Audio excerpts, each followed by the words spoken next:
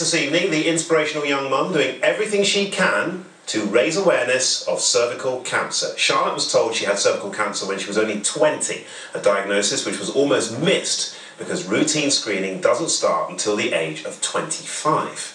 Tomorrow, Charlotte plans to hold a massive rally in Manchester to drum up as much support as possible to lower the screening age.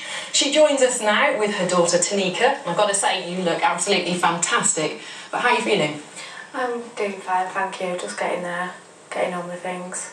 Yeah, well, tell us a bit about tomorrow. What's happening? Well, tomorrow hopefully we'll have 1,000 people there singing That's What Friends Are For, raising the voice against cervical cancer and holding the biggest cervical cancer ribbon in the world. All right, come on then, Charlotte. How on earth are you going to get all these people to sing in the middle of town on a Saturday? How are you going to do that? Oh, I don't know. Just hope that people turn up and give us the support for cervical cancer and make it aware and raise the voice against cervical cancer. Because we were saying at the beginning that, you know, your diagnosis was almost missed, wasn't it? I mean, how do you feel about that? It annoys me to think that a smear could have just picked up at an early stage. And tell us a bit about this ribbon you're wearing. Yeah, this ribbon is cervical cancer ribbon, and the chairman of the committee, Dave, made it last night for us all. So I'm proud. Just last night? Yeah, last night. Are you hoping to sell them, or...? No, these are just for raising awareness. Now, does more need to be done to raise awareness? Yeah, a lot needs to be done for raising awareness. Cervical cancer needs to be put out there to women, symptoms, and also smears are very important for women as well. Why is it you think more people maybe don't come forward, or why is it that maybe you don't think that enough is known about it? I mean, it's not like it's a new condition, is it?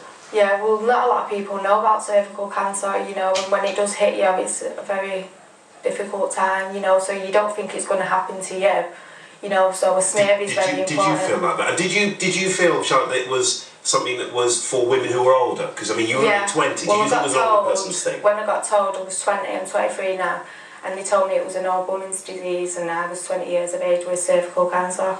How has this affected you? It's affected me in a lot of ways. I can't be a full-time mum to my daughter. You know, it's just devastating my life. Really upsets you? Just not being there all the time for my daughter. And what do you think about what your mum's doing tomorrow? Are you going to be doing some singing tomorrow, Tanika? Yeah. You're definitely going to. You're going to get up there and you're going to sing a bit? Yeah, apparently you're a very good singer, aren't you? You're all right. Not so sure. Not so sure. And are you sure that a lot of people are going to... You're hoping a lot of people will turn up? I hope that a lot of people will turn up tomorrow, give us the support. And if there are any young women out there watching this right now, what would your message be to them tonight? Just look out for symptoms and just be careful. Look out for the symptoms and know what's out there, and go for smears if you needed one, if you get called for one. All right, Charlotte, thank you very much. And Tanika, thank you both, and best of luck tomorrow. Yeah, thank you. Thanks a lot for your time. And you can find out more about Charlotte's campaign on her website, www.charlottesshiningstar, that's all one word, .org.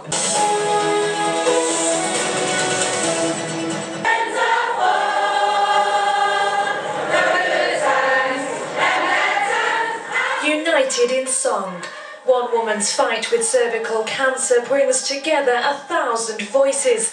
Their message to get life-saving screening for younger women. The law needs to be changed because cervical cancer is coming out there now, and young girls are becoming a sexual active age, young, so they should do smears at 18. Charlotte Hughes was just 20 when she was diagnosed with the disease. Because the illness is rare in girls so young, smear tests are currently only available on the NHS to women aged over 25. 5 years too late for Charlotte. I wouldn't have got cancer if I would have had a smear. Would have picked it up at an earlier stage if I would have had a smear at 18. I think really what we've got to do is to target the women that we feel probably are more susceptible to this, and actually get them onto screening programmes and get them on screening programmes at an earlier age. Ongoing, Charlotte says this campaign is more important than ever. Her Facebook support group already has around 12,000 members, and hundreds of people are here today holding what they hope is the largest cervical cancer awareness ribbon in the world.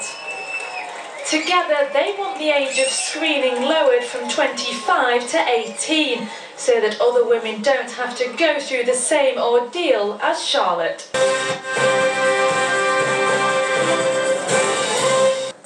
A young mum from Hughes is trying to get the age for cancer screening lowered. Charlotte Hughes has undergone 2 major operations and to put forward her case decided to make a bit of a song and dance about it.